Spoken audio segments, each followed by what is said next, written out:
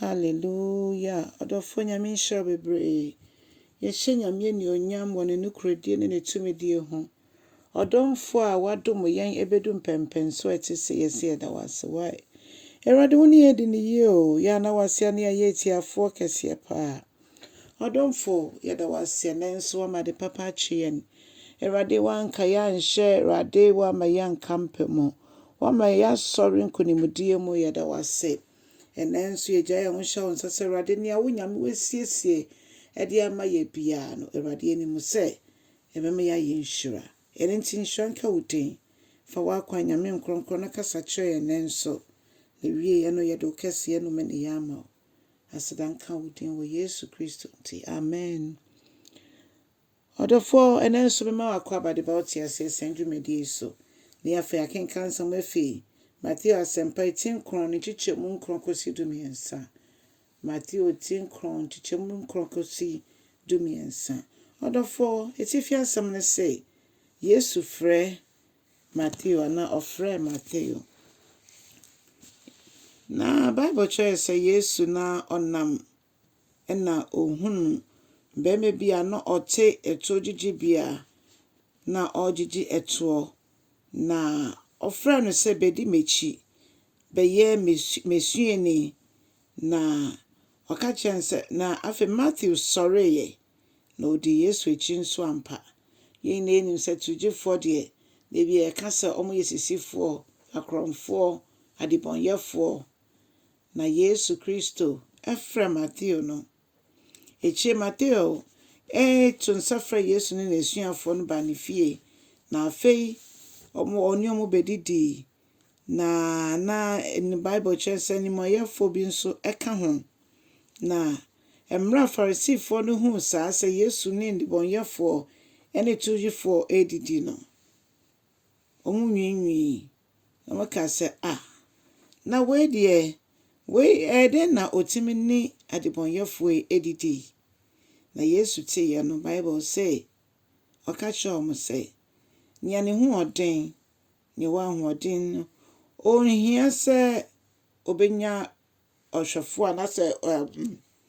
oduyɛfo doctor na mmom ne ɔnte apɔ no ɛna ɔkɔ ayaresabea ɛkɔgye ayarehwɛ adɔfo nom Yesu Kristo abama yenya nkwa na yenya nomro so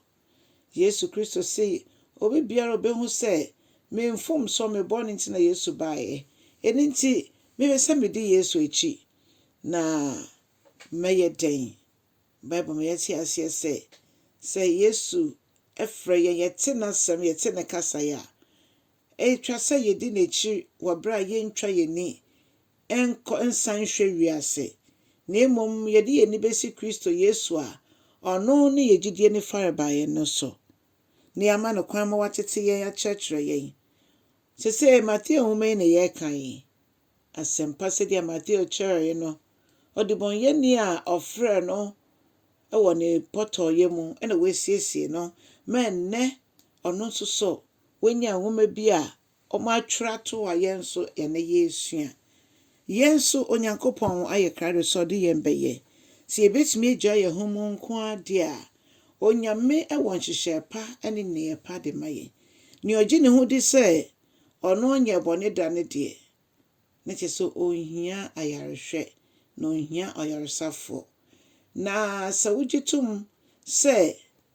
yɛyɛ bɔne no nyame ni onyama abɔ yɛn na yɛka yɛ bɔne kyerɛ no na ɔde yɛn bɔne kyerɛ yɛn na ɔma yɛn so yɛbedi n'ekyi bɛyɛ ne mma ɔdɔfo Yesu ɔfrɛ no amfrɛ yɛ wɔ bra na yɛ ho ate dabi nipa bi eni hɔ dabi na mmom ɔfrɛ yɛ wɔ yɛn pɔtɔyɛ mu ɛna ɔde ne mogya na edware yɛn ɔde atɔ yɛ aboɔden na ɔde esiesie yɛn na daada ma ne ho kronkron de yɛn kan ɔdɔfo sɛ di ɔyɛ Matthew no saa pɛpɛpɛ na wayɛ krado sɛ ɔbɛyɛ mene wɔn so ti mama yɛngya yɛn ho mu ɛma asafo Awurade na ɔmfa yɛn yɛ di ɔno apɛ fi sɛ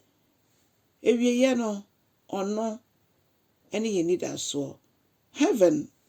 ɛne bia yɛtu kwan akɔ na sɛ yɛamfa Yesu so a